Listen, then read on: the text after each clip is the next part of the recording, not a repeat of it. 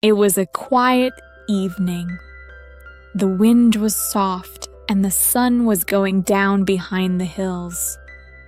A young boy sat alone on an old wooden bench in the park. His clothes were torn and his shoes had holes. His face was dirty and his eyes were full of pain. He held a small photo in his hand. It was a picture of his mother. Her smile was warm, but he had not seen her for many years. His name was James. James was only 10 years old when he lost everything. He came from a poor family. His mom, Sarah, wore 2 jobs. She cleaned houses during the day and worked in a small diner at night. His dad had left when James was just a baby. Life was hard, but they had each other. His mom always told him, "James, we may be poor, but we have love, and that's more than enough." But life can be cruel. One cold winter night, when James and his mom were walking home from the diner, a black car stopped near them. 2 men got out. They looked angry and strong. One man shouted at Sarah, "Where is the money you took from us?" James didn't understand. His mom tried to protect him, standing in front of him. The men pushed her hard, and she fell to the ground. James cried and screamed. The next thing he knew, his mom was taken away in the car. That was the last time he saw her. Nobody helped. Nobody cared. James went to the police. He cried and told them everything. But they said, "We will look into it," and never came back. James had no one. He slept on streets, sometimes near a pond, sometimes under trees. He begged for food. People looked at him like he was dirt. Still, James never gave up. He promised himself one thing: "I will grow up. I will find those men. I will take revenge. And I will bring justice to my mom." Years passed. James lived in shelters, worked small jobs, and sometimes went hungry. He sold newspapers in the morning, cleaned tables at night. He couldn't go to school, but he listened. He watched. He learned from the streets. One old man, Mr. Carson, saw James working hard outside his bookstore every day. He gave him food and old books.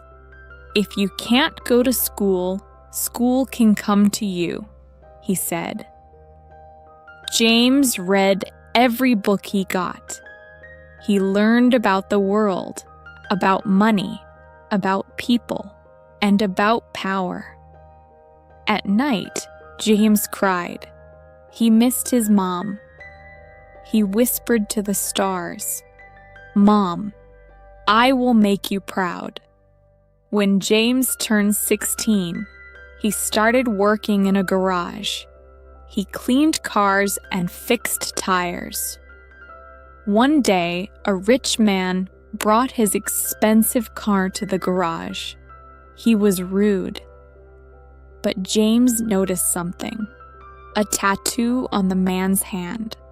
It was the same tattoo one of the men had on the night his mom was taken. James froze. That man's name was Mr. Donald Reed.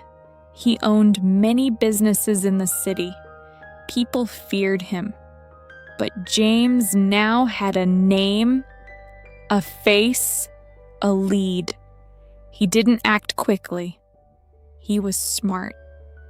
James started learning about Mr. Reed. He saved money. He took night classes. He worked hard, slept less. By the time he was 22, he started his own small business, cleaning cars in a new way, using eco-friendly methods. People loved it. He grew fast. He remembered something his mom once told him. Never fight with dirty hands. Clean yourself first. And he did. In 5 years, James became one of the youngest business owners in the state. People now knew his name. News channels wanted to talk to him. But James stayed quiet. He had not forgotten his promise. One day, he got a chance to buy shares in a company linked to Mr. Reed's business. Slowly, James became part of Reed's business world. He saw how Mr. Reed cheated people, stole land, and hurt families. And then, one day, James found an old woman working in one of Reed's factories. Her hair was gray, her hands thin, but her eyes, they were the same. It was her. It was his mother. "Mom?" James whispered with tears falling. Sarah looked at him. She dropped the broom in her hand. Her lips shook. "James, is it really you?"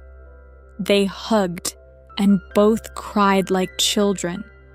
Sarah had been locked in dirty workhouses for years. She was forced to work without pay. She was told James had died, but now he stood in front of her, rich, strong, and full of love.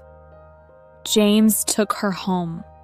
He got her the best doctors, the best clothes, and everything she never had. But his mission was not done. James gathered proof.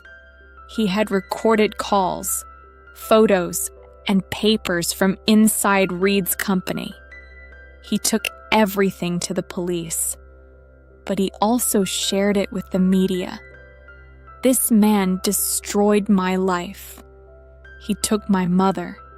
He took my childhood, but he did not take my soul. The city shook. People protested.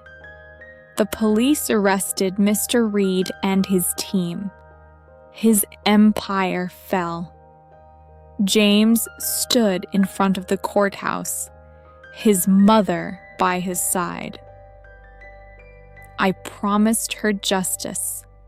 Today, I give it to her.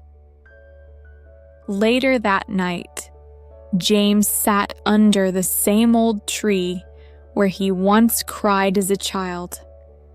He looked at the stars again. "Mom, we did it."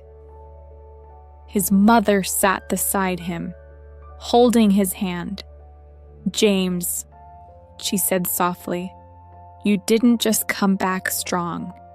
You came back with love." He smiled. He had lost his childhood, his love, his education, his peace, but he had gained something more powerful: the strength to rise after the fall.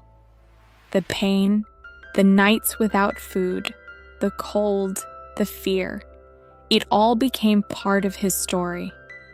And now, his story gave hope to many others. He was not just the boy who came back. He was the boy who came back strong. Dear reader, sometimes life breaks us in ways we don't understand. But strength is not about never falling. Strength is about standing up again even when your legs shake. Never give up. No matter how poor you are, no matter how alone you feel. One day, Your story will inspire someone else. So now, I ask you, what is your promise to yourself? And when will you come back strong?